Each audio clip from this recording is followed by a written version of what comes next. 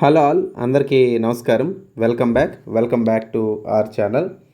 Dear students, railway టెక్నీషియన్స్కి సంబంధించినటువంటి మనం ఆల్రెడీ గతంలో చెప్పడం జరిగింది. అంటే నిన్నటి వీడియోలో మీకు చెప్పడం జరిగింది ఏంటంటే మనకి 3 రోజుల్లో మనకి ఎగ్జామ్స్ అయినాయి. 2025 నోటిఫికేషన్ అనేది ఏదైతుందో ఇది 2026 అనగా ఈ సంవత్సరం మనకి మార్చిలోనే ఓకేనా, మార్చిలో ఎగ్జామ్స్ అనేవి జరిగినాయి. 3 షిఫ్ట్లో జరిగినాయి కదండి. ఇక్కడ 3 రోజుల్లో జరిగినాయి కదా. 3 రోజుల్లో కలిపి 9 షిఫ్ట్లు అయ్యండి. 9 షిఫ్ట్లో మనకి 120 దాదాపుగా 120 బయాలజీ ప్రశ్నలు అడగడం జరిగింది. ఇక్కడ 120 బయాలజీ ప్రశ్నలు మనం డిస్కస్ చేస్తే అండి, యాక్చువల్గా మనం ఒక 20 క్వశ్చన్లు చెప్పిన డిస్కస్ చేస్తే 6 వీడియోలతో అయిపోతాయి అనమాట.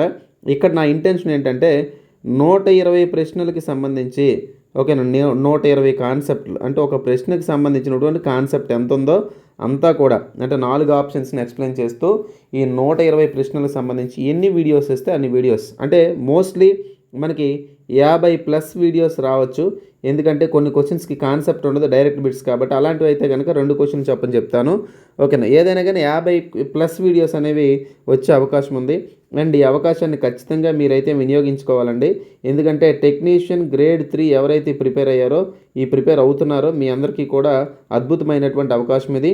మీకు ఆల్రెడీ చెప్పాను, physics chemistry Kiran studies YouTube ఛానల్లో కిరణ్ స్టడీస్ యాప్లో మీకు కామెంట్ బాక్స్ లింక్ ఇస్తాను. ఇక్కడ 299 రూపీస్కి ఉంది ఓకేనా. అది కూడా ఎక్స్ట్రాడినరీ కంటెంట్. బయాలజీ వచ్చేసరికి మన యాప్ బయాలజీ సింపుల్ యాప్లో మీకు బయాలజీ కోర్స్ అని దొరుకుతుంది. ఇది 249కి 6 months వ్యాలిడిటీతో మీకు ఇవ్వడం జరుగుతుందండి ఓకేనా. సో ఈ అవకాశాన్ని అందరూ కూడా వినియోగించుకోండి ఓకే. టెక్నీషియన్ సంబంధించి నా టార్గెట్ ఏంటంటే 40 మార్కులకి ఖచ్చితంగా మీకేంటంటే 38+, 38, 39 లేదా 40 మార్క్స్ పడాల్సిందే. అర్థమైందా? పూర్తి స్థాయిలో మీకు గ్రేడ్ 3 టెక్నీషియన్ ఎగ్జామ్ అయ్యేదాకా పూర్తిగా మీతో పాటు నేను సపోర్ట్ ఇస్తాను. అండ్ లాస్ట్ దాకా ఒక ఎగ్జామ్ స్టార్ట్ అయ్యేదాకా మీకు రెగ్యులర్గా మీకోసం వర్క్ చేస్తాను. ఏ ఇతర నోటిఫికేషన్ అంటే లైక్ ఆర్ఆర్బీ గ్రూప్ డీకి సంబంధించి కానీ ఇతర నోటిఫికేషన్ సంబంధించి అనేది మీకు వర్క్ అనేది కాదు. ప్రజెంట్ గ్రేడ్ 3 మీద పూర్తిగా నేనైతే సపోర్ట్ ఇస్తాను. అన్లెస్ గ్రూప్ డి కొత్త నోటిఫికేషన్ వస్తే అప్పుడు చేస్తాను.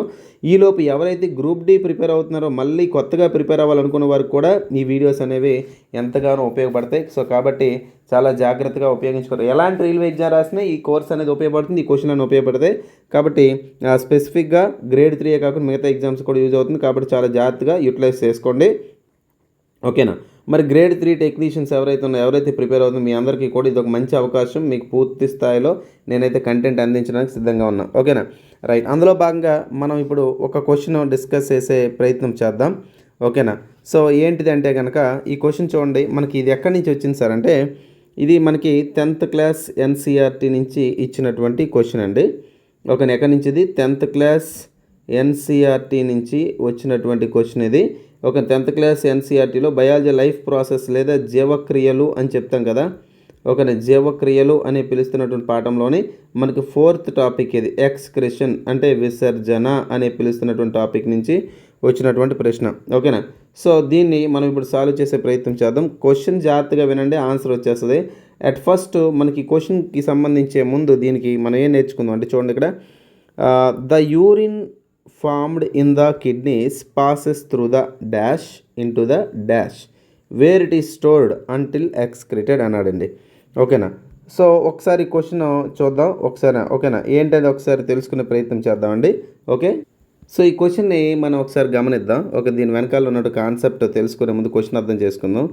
మూత్రపిండాల్లో ఏర్పడిన మూత్రం అంటే కిడ్నీస్లో ఏర్పడినటువంటి యూరిన్ అనేది ఏదైతే ఉందో ఓకేనా, దేని ద్వారా ప్రయాణించి అంటే ఏదో ఒక నిర్మాణం ద్వారా ప్రయాణించి దేనిలోకి చేరుతుంది అని అన్నాడు. అక్కడ అది విసర్జించబడే వరకు అంటే అది బయటికి వెళ్ళే వరకు తాత్కాలికంగా ఎక్కడ నిల్వ ఉంటుంది అని చెప్పి మనకి క్వశ్చన్ అడిగాడండి ఓకేనా.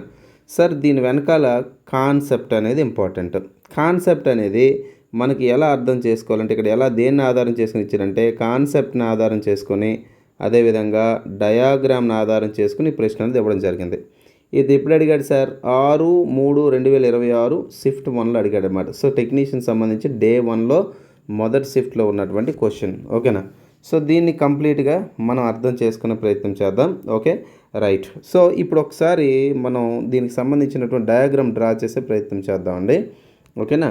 సో చూడండి, డయాగ్రామ్ మనం ఒకసారి గమనిస్తే కనుక దీనికి సంబంధించి ఏంటిది డయాగ్రామ్ ఏంటి దీనికి సంబంధించి ఎలా స్టడీ చేయాలో తెలుస్తుంది చూడండి.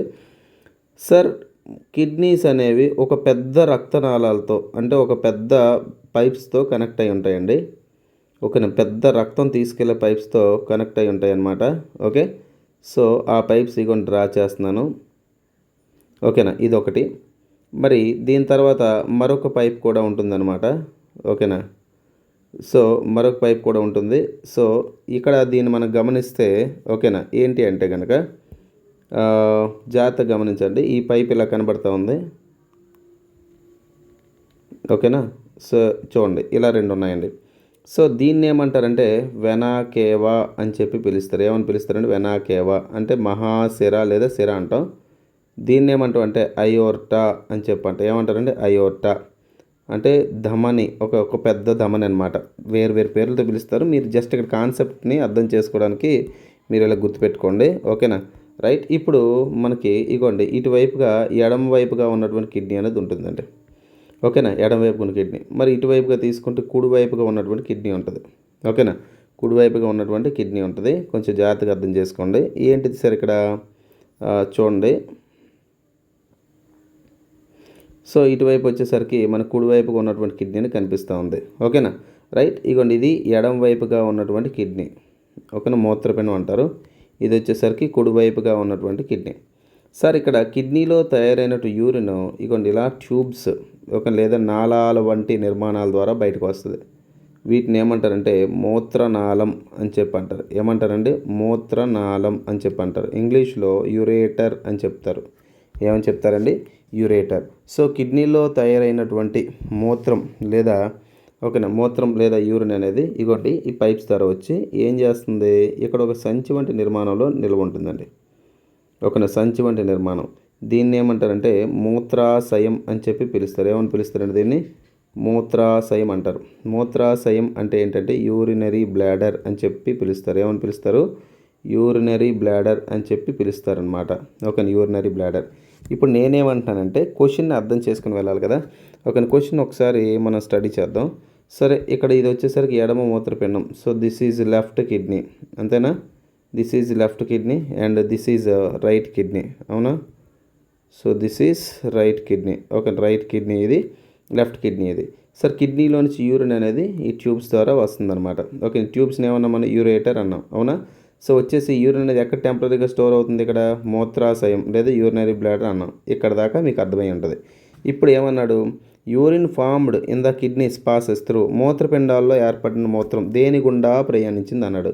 సార్ మూత్రపిండం నుంచి వచ్చి దేని గుండా ప్రయాణిస్తుందండి, దేని గుండా, ఇదే కదా ఇక్కడ బ్లూ కలర్ ఏదైతే కనబడుతుంది ఇదే కదా, దీని గుండా కదా ప్రయాణిస్తుంది. మరి దీని పేరు మనం ఏమన్నాం మూత్రనాళం. ఏమన్నామంటే మూత్రనాళం అంటే ఏంటి యురేటర్. సో ఫస్ట్ మనకేం కనబడాలి, మూత్రనాళం కనబడాలి, అంతేనా? మూత్రనాళం అంటే ఏంటి మూత్రనాళం. మూత్రనాళం అంటే యూరేటర్ ఇక్కడ కనబడింది. ఆప్షన్ 1లో యూరినరీ బ్లాడర్ అన్నాడు, అంటే ఇక్కడికి వెళ్ళిపోయాడు. సో మధ్యలో మూత్రనాళం ఉంది కదా, సో ఆప్షన్ 1 రాంగ్ అని చెప్పొచ్చు, అంతేనా? ఆప్షన్ 1 రాంగ్ చెప్పొచ్చు. అండ్ ఆప్షన్ 2కి వచ్చి యూరేటర్ ఉంది. ఆప్షన్ 3 వచ్చి నెఫ్రాన్స్ ఉన్నాయి. నెఫ్రాన్స్ గురించి ఇక్కడ మనం ప్రస్తావించలే. ఆప్షన్ 4 యురెత్రా అంటే ప్రసేకం అన్నాడు. సో ఇక్కడ ఇవేవి కాదు. నీకు అర్థమైంది ఏంటి యూరేటర్. యూరేటర్ తర్వాత యూరిన్ అనేది ఎక్కడికి వెళ్తుంది, యూరినరీ బ్లాడర్కి వెళ్తుంది. ఎక్కడికి వెళ్తుందండి యూరినరీ బ్లాడర్. యూరినరీ బ్లాడర్ అంటే ఏంటి మూత్రాశయం. సో మూత్రాశయంకి వెళ్తుంది. So option B is the right answer. ఏదమ్మా right, option B is the right answer. అయితే మనకు ఆప్షన్ బి రైట్ అని మనకు అర్థమైంది ఇక్కడ. ఆప్షన్ బి అనేది రైట్ అని అర్థమైంది. ఇప్పుడు మన ఎడిషనల్ ఇన్ఫర్మేషన్ ఏదైనా తెలుసుకునే ప్రయత్నం చేద్దాం. ఎడిషనల్ ఇన్ఫర్మేషన్ ఏంటో చూద్దామండి. సార్ ఎడిషనల్ ఇన్ఫర్మేషన్ ఏంటి సార్ అంటే కిడ్నీల గురించి కదా మనం మాట్లాడుతున్నాం. కిడ్నీలు ఏం చేస్తాయంటే కిడ్నీలు అనేవి సాధారణంగా రక్తము అంటే బ్లడ్, అవునా, బ్లడ్ మరియు నీరు అంటే వాటర్, ఈ రెండిట్లు కూడా ఏం చేస్తాయి సార్ అంటే వడపోస్తాయి. వడపోత అనేది చేస్తాయి. వడపోత అంటే ఏంటంటే ఫిల్టరింగ్ అని చెప్పి పిలుస్తారు. ఏమని పిలుస్తారంటే ఫిల్టరింగ్ అని చేస్తాయి. ఇది ఫార్మోస్ట్ థింగ్. ఫిల్టరింగ్ చేస్తాయి. అండ్ నెక్స్ట్ కిడ్నీస్ని మనం ఏమని పిలుస్తామంటే హైడ్రోస్టాటిక్ ఆర్గాన్స్ అంటారు. మూత్రపిండాలని ఏమని పిలుస్తారండి, మూత్రపిండాలను హైడ్రోస్టాటిక్ ఆర్గాన్స్ అంటారు. అంటే నీటి సమతుల్యత అవయవాలు. ఏమని పిలుస్తారు, నీటి సమతుల్యత అవయవాలు అంటారు. సార్ కిడ్నీస్ పైన ఓకేనా, కిడ్నీస్ పైన క్యాప్ షేప్లో ఓకేనా, క్యాప్ అంటే ఏంటి, టోపీ, ఒక టోపీ ఆకారంలో ఒక గ్రంథి ఉంటుంది, గుర్తుపెట్టి టోపీ ఆకారంలో గ్రంథి ఉంటుంది. ఆ గ్రంథిని ఏమంటారంటే ఎడ్రినల్ గ్లాండ్ అంటారు. ఏమంటారంటే గ్రంథిని ఎడ్రినల్ గ్లాండ్ అని చెప్పి పిలుస్తారు. ఏమని పిలుస్తారు, ఎడ్రినల్ గ్లాండ్. ఎడ్రినల్ గ్లాండ్ అంటే ఏంటి సార్, ఎడ్రినల్ గ్లాండ్ అంటే అధివృక్క గ్రంథి అని చెప్పి పిలుస్తారు. ఏమని పిలుస్తారంటే ఎడ్రినల్ గ్లాండ్ అంటే అధివృక్క గ్రంథి అని చెప్పేసి మనం పిలుస్తాం. ఓకేనా, ఎడ్రినల్ గ్లాండ్ అంటే అధివృక్క గ్రంథి. ఇది చాలా ఇంపార్టెంట్ క్వశ్చన్ అండి. ఓకేనా, ఏ గ్లాండ్ ఉంటుందని అడుగుతారు, అధివృక్క గ్రంథి. అయితే ఈ అధివృక్క గ్రంథి అని చెప్పి మనం పిలుస్తున్నాం చూసారా, ఈ అధివృక్క గ్రంథి నుంచి ఓకేనా, అధివృక్క గ్రంథి నుంచి సపరేట్గా ఒక హార్మోన్ అనేది రావడం జరుగుతుంది. ఏం జరుగుతుందండి, ఒక హార్మోన్ అనేది రావడం జరుగుతుంది. అధివృక్క గ్రంథి నుంచి ఒక హార్మోన్ ఏంటంటే ఎడ్రినాలిన్ లేదా అడ్రినాలిన్ అంటారు. ఓకేనా, అడ్రినాలిన్. ఓకేనా, అడ్రినాలిన్ లేదా దీన్నే ఎడ్రినాలిన్ అని చెప్పి అందాం. ఏమందాం, ఎడ్రినాలిన్. సార్ ఇది శరీరంలో ఓకేనా యాంగర్ మేనేజ్మెంట్, కోపానికి కంట్రోల్ చేయడానికి ఉండే హార్మోన్, కోపాన్ని తెప్పించే హార్మోన్ కూడా ఇదే. ఓకేనా, అదేవిధంగా ఐలిడ్స్ అంటే కనురెప్పలు కంటిన్యూస్గా బీట్ అవ్వడానికి కారణం ఇదే. అదేవిధంగా హృదయంలో హార్ట్ రేట్ ఓకేనా, హృదయ స్పందన, హార్ట్ బీట్ అనేది స్పీడ్గా కొట్టుకోవడానికి కూడా ఇదే కారణం అనమాట. ఓకేనా, సో అదేవిధంగా దీన్ని మనం ఏమని పిలుస్తామంటే ఫైట్ ఆర్ ఫ్లైట్ హార్మోన్ అంటారు. ఏమంటారండి, ఫైట్ హార్మోన్ అని చెప్పి పిలుస్తారు. ఓకేనా, నెక్స్ట్ మూత్రపిండాల గురించి అధ్యయనం చేస్తే ఓకేనా, కిడ్నీస్ గురించి స్టడీ చేస్తే ఏమంటారు, కిడ్నీస్ గురించి స్టడీ చేస్తే ఏమని పిలుస్తారంటే నెఫ్రాలజీ అని చెప్పి పిలుస్తారు. ఏమని పిలుస్తారండి, నెఫ్రాలజీ. సార్ మూత్రపిండాలకి చాలా ఇంపార్టెంట్, మూత్రపిండాలకి చెడు రక్తం లేదా వ్యర్థాలతో కూడినటువంటి రక్తం చాలా ఇంపార్టెంట్. ఓకేనా, కిడ్నీస్కి వేస్ట్ మెటీరియల్స్తో కూడినటువంటి రక్తం తీసుకెళ్ళేది ఎవరు సార్ అంటే రీనల్ ఆర్టరీ. చాలా ఇంపార్టెంట్. ఏదండి, రీనల్ ఆర్టరీ అంటే దాన్నే తెలుగులో వృక్క ధమని అని చెప్పి పిలుస్తారు. ఏమని పిలుస్తారు, వృక్క ధమని. నెక్స్ట్ కిడ్నీస్ పాడైపోతే కనుక చేసే ప్రొసీజర్ ఏంటంటే డయాలసిస్ అంటారు. ఏమంటారు, డయాలసిస్. ఈ డయాలసిస్ని మొట్టమొదటిసారిగా ప్రపంచంలో కనుగొన్నటువంటి శాస్త్రవేత్త ఎవరంటే విలియం కోల్ఫ్. ఎవరమ్మా, విలియం కోల్ఫ్. ఓకేనా, డయాలసిస్ అనేది సాధారణంగా 2 రకాలు. అందులో మనం ఎక్కువగా ఫాలో అయ్యేది ఏంటంటే హీమోడయాలసిస్. ఏదండి, హీమోడయాలసిస్. ఇప్పుడు హీమోడయాలసిస్ చేసేటప్పుడు రక్తం గడ్డకట్టకుండా ఉపయోగించే పదార్థం ఏదంటే హెపారిన్. అదేవిధంగా హీమోడయాలసిస్లో అర్ధపారగమ్య త్వచం అనేది వాడతారు. చాలా ఇంపార్టెంట్. ఓకేనా, సెమీ పెరంబుల్ మెంబ్రెయిన్ లేదా అర్ధపారగమ్యతా త్వచం అని చెప్పి పిలుస్తారు. ఓకేనా, అర్ధపారగమ్యతా త్వచం, సెమీ పెరంబుల్ మెంబ్రెయిన్ అనేది వాడతారు. అండ్ ఇంకోటి డయాలసిస్లో ఫాలో అయ్యే సూత్రం ఏంటి, ఓకేనా, ఏ ప్రిన్సిపల్ ఫాలో అవుతారంటే ఆస్మోసిస్.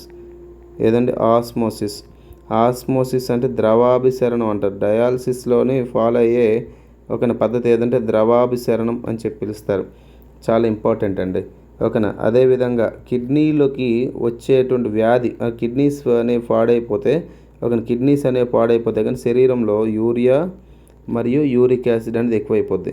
ఇలా శరీరంలో యూరియా మరియు యూరిక్ యాసిడ్ పేరుకుపోవడాన్ని ఏమంటారు, ఓకేనా, యూరియా మరియు యూరిక్ యాసిడ్ పేరుపోతే ఆ కండిషన్ ఏమంటారంటే ఈఎస్ఆర్డి అని చెప్పి పిలుస్తారు. ఏమని పిలుస్తారు, ఈఎస్ఆర్డి అంటే ఎండ్ స్టేజ్ రేనల్ డిసీజ్ అని చెప్పి పిలుస్తారు. ఎండ్ స్టేజ్ రేనల్ డిసీజ్ లేదా ఇలా పోవడాన్ని ఏమని పిలుస్తారంటే యూరేమియా అని చెప్పి పిలుస్తారు. ఏమని పిలుస్తారు, యూరేమియా అంటారు. ఓకేనా, యూరేమియా చాలా ఇంపార్టెంట్. ఓకేనా, చాలా ఇంపార్టెంట్ అండి. ఓకేనా, సో ఇది మనకి ఈ క్వశ్చన్కి సంబంధించినట్టు ఎక్స్ప్లెనేషన్ అండి. ఇక్కడ ఒక క్వశ్చన్ని మనం సాల్వ్ చేసినప్పుడు ఓకేనా, ఏదైనా ఒక క్వశ్చన్ సాల్వ్ చేసినప్పుడు ఇలా మనకి కంప్లీట్గా ఒక అవగాహన అనేది ఉంటే కనుక, కంటెంట్ పట్ల అవగాహన ఉంటే మనం ఎలాంటి క్వశ్చన్ అయినా ఆన్సర్ చేయడానికి అవకాశం ఉంటుందన్నమాట. అర్థమైందండి. సో మీరు ప్రిపేర్ అయితే కనుక ఓకేనా, గ్రేడ్ 3 టెక్నీషియన్ కానీ లేకపోతే ఏ ఇతర రైల్వే ఎగ్జామ్ ప్రిపేర్ అయినా కానీ మీరు పూర్తి స్థాయిలో కంటెంట్, ఒక క్వశ్చన్కి సంబంధించినటువంటి కంటెంట్ ఇంతలా మీకు అవగాహన ఉంటే ఖచ్చితంగా మీరైతే ఆన్సర్ చేయగలుగుతారండి. ఓకేనా, సో మీ అందరికీ అర్థమైంది అనుకుంటాను. ఇంకా ఏమైనా డౌట్స్ ఉంటే నా నెంబర్కి మీరు కాల్ చేయొచ్చు. ఇగో నా నెంబర్ ఇక్కడ కనిపిస్తుంది, 7981450336 నా నెంబరు. ఓకేనా, సో మీరు కాల్ చేసి మీరు కన్ఫర్మ్ చేసుకోవచ్చు ఏమైనా డౌట్స్ ఉంటే. కోర్స్ లింక్ కావాలంటే కనుక మీకు కామెంట్ బాక్స్లో కోర్స్ లింక్ అనేది ఫిజిక్స్ కెమిస్ట్రీకి సంబంధించి కిరణ్ స్టడీస్ యాప్ డౌన్లోడ్ చేసుకోవాలి. బయాలజీకి అయితే మన యాప్ బయాలజీ ఇట్ సింపుల్ అని చెప్పే యాప్. సో బయాలజీ వచ్చేసరికి 249 రూపీస్ 6 months వ్యాలిడిటీ అండి. ఓకేనా. అండ్ ఫిజిక్స్ కెమిస్ట్రీ వచ్చేసరికి మీకు ఏంటంటే 299 రూపీస్. ఓకేనా. 3 months వ్యాలిడిటీతో complete NCERT physics chemistry with calculation parts అనేటివి ఉంటాయన్నమాట. ఓకేనండి. సో ఇంట్రెస్ట్ ఉంటే కనుక వెంటనే పర్చేస్ చేసుకోండి. అండ్ వీడియో నచ్చితే లైక్ చేయండి, షేర్ చేయండి, సబ్స్క్రైబ్ చేయండి. ఓకేనా. Thanks for watching this video. Thank you very much.